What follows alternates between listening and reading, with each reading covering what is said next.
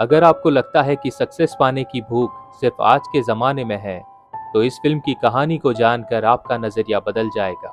ये सिर्फ एक क्राइम थ्रिलर नहीं, बल्कि एक ओवर एम्बिशियस इंसान के अंदर के खालीपन और उसकी लालच का एक गहरा मनोवैज्ञानिक विश्लेषण है।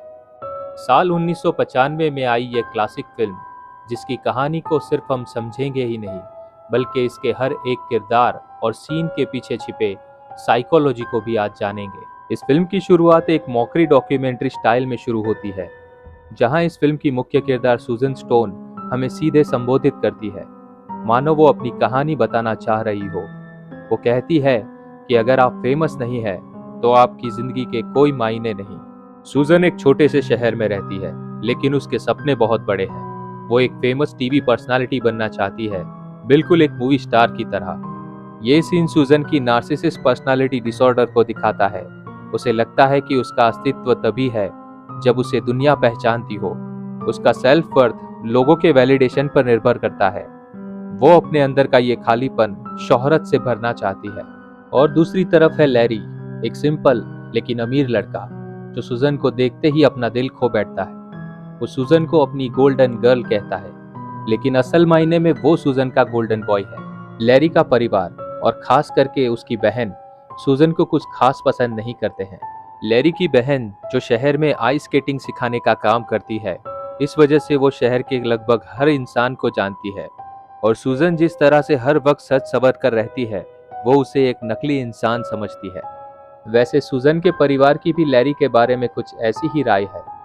और सुजैन के पिता तो लैरी के परिवार को एक क्रिमिनल फैमिली समझते हैं, क्योंकि वो मूल तौर पर इटालियन है।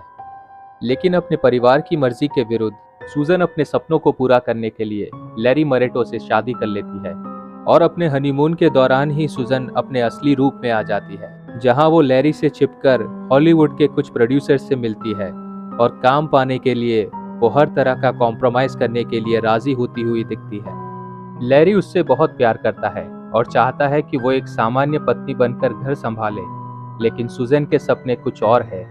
वो अपने लोकल केबल चैनल के लिए वेदर गर्ल की नौकरी करती है, लेकिन उसका असली लक्ष्य नेशनल टीवी पर आना है, जिसके लिए लैरी उसे सपोर्ट भी करता है। लेकिन सुजन जब अपने काम में ज्यादा बिजी रहने लगती है, तब लैरी उसे सुझाव देता है कि वो उसके फैमिली बिजनेस को ज्वाइन कर ले, ताकि वो दोनों ज्यादा वक्त के लिए एक दूसरे के साथ रह सके। दरअसल लैरी अपना परिवार बढ़ाना चाहता है, लेकिन सुजन इस बात से चिढ़ जाती है। सुजन के लिए ये नौकरी सिर्फ एक शुरुआत है। वो अपनी मौजूदा स्थिति से ज्यादा खुश नहीं है। उसे लगता है कि लैरी उसके एम्बिशंस को समझ नहीं पा रहा, और ये उनके रिश्ते में बढ़ते तनाव को दिखाता है, क्योंकि उनके जीवन के लक्ष्य बिल्कुल अलग है। सुजैन को लगता है कि लैरी उसके रास्ते का सबसे बड़ा रोड़ा है, लेकिन वो लैरी से तलाक भी नहीं ले सकती, क्योंकि उसे लैरी के पैसों की भी जरूरत है। इसलिए वो एक प्लान बनाती है। अपनी महत्वाकांक्षा को पूरा करने के लिए वो एक हाई स्कूल में डॉक्यूमेंट्री बनाने के बहाने से जाती है, जहां उसकी मुलाकात 3 टीनेजर्स से होती है, जिमी, रसेल और लिडिया। जिमी बहुत मासूम है और तुरंत सुजैन के ग्लैमर से इम्प्रेस हो जाता है। रसेल और लिडिया का भी कुछ ऐसा ही हाल है, और वो दोनों जिमी के पक्के दोस्त हैं। वो जिमी की हर बात मानते हैं। सुजैन इस मौके का फायदा उठाती है। वो जिमी को अपने प्यार के जाल में फंसाती है और उसे विश्वास दिलाती है कि लैरी उसकी जिंदगी खराब कर रहा है। सुजैन का ये कदम उसकी चालाकी को दिखाता है। वो अपने रिपोर्टर होने का इस्तेमाल टीनेजर्स के बीच अपना दबदबा बनाने के लिए पहले करती है, जिसके बाद जिमी, जो उन सभी टीनेजर्स में सबसे इनसिक्योर दिखता है, उसे अपने चाम में फंसाती है। और सुजैन की शख्सियत एक मैन्युपुलेटिव प्रेडेटर की तरह उभरती है, और जिमी उसकी बात मानने से इनकार ना कर सके, इसलिए सुजैन उसके साथ वो सब करती है जो एक टीनेजर का ड्रीम होता है। जिसके बाद तो जिमी सुजैन की कठपुतली बन जाता है, और जिमी के लिए ये बस प्यार नहीं, बल्कि एक जुनून बन जाता है। वो जिमी और उसके दोस्तों को लैरी को मारने के लिए उकसाती है। सुजैन सीधे सीधे लैरी को मारने के लिए नहीं कहती, बल्कि वो इस विचार को जिमी के दिमाग में डालती है। वो उसे कहती है कि लैरी को खत्म करना ही उसकी प्यार की कहानी का एकमात्र समाधान है, जिसके बाद ही वो दोनों एक हो सकते हैं।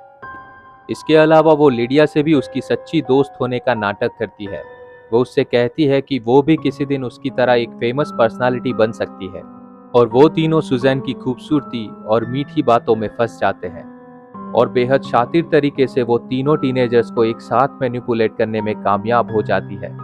जिसके बाद लिडिया जिमी को अपने घर से एक पिस्टल लाकर देती है, जिसके बाद जिमी और रसेल जाकर लैरी की हत्या कर देते हैं। इस सीन में हमें टीनेजर्स की साइकोलॉजी के बारे में पता चलता है, जहां हर कोई इस कच्ची उम्र में छोटी से छोटी समझ के साथ बड़े से बड़ा फैसला करने के लिए हमेशा तैयार रहता है, जिनके लिए रिलेशनशिप में गैस लाइटिंग, कोर्शन और मैनिपुलेशन को समझ पाना अक्सर पेचीदा होता है।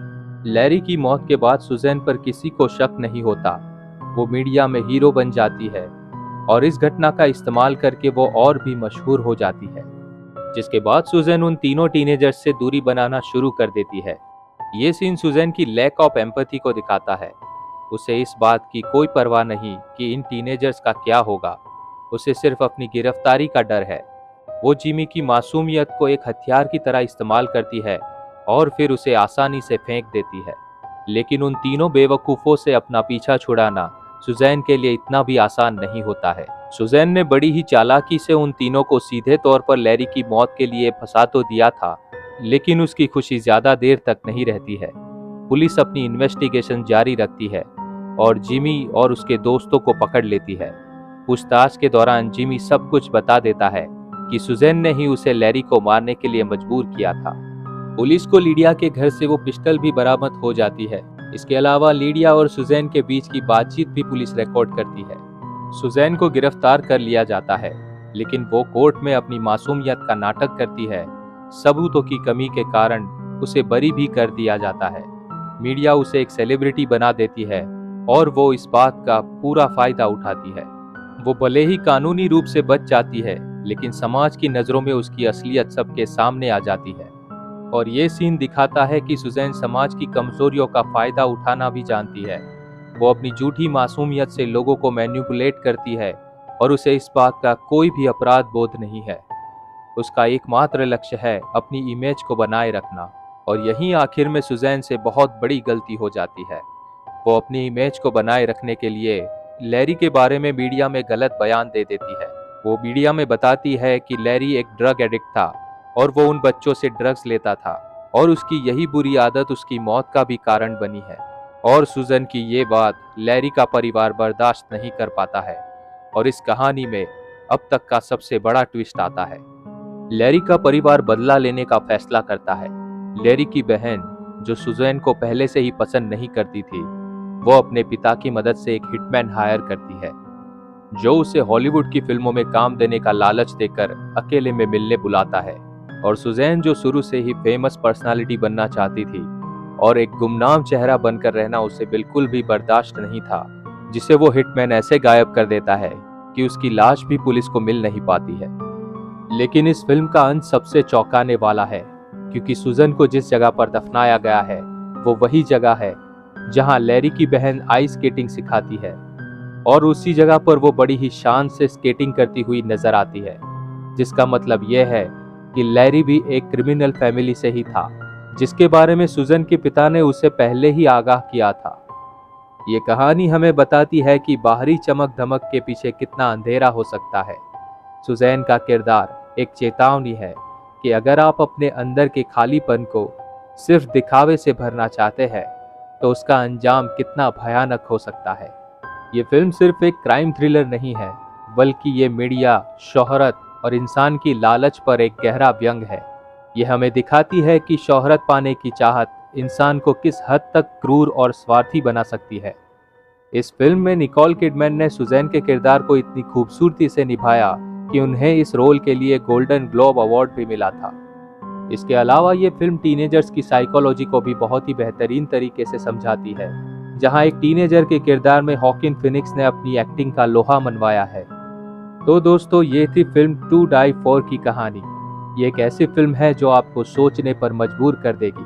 अगर आपने ये फिल्म देखी है तो नीचे कमेंट्स में अपना रिव्यू जरूर शेयर करें, और अगर आपको ये वीडियो पसंद आया तो इसे लाइक करें और मेरे चैनल को सब्सक्राइब करना ना भूलें। हम बहुत ही जल्द 1000 सब्सक्राइबर पूरे करने वाले हैं। मिलते हैं अगले वीडियो में, तब तक के लिए आप सभी का धन्यवाद।